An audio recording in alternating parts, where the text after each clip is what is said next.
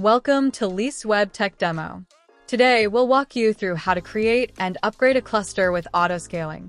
We'll cover the simple steps to enable autoscaling through the portal. To create a cluster with the autoscaling option, go to the portal and click Configure in the cluster list. Select the autoscaling option and adjust the appropriate settings.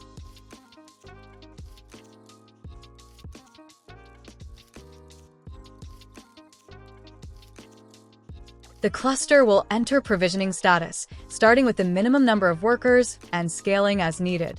Once provisioning is complete, the selected scaling type will be visible in the expanded section. To upgrade an existing cluster to autoscaling, go to the portal, click Update in the cluster list, and switch to the autoscaling option. Adjust the settings as needed.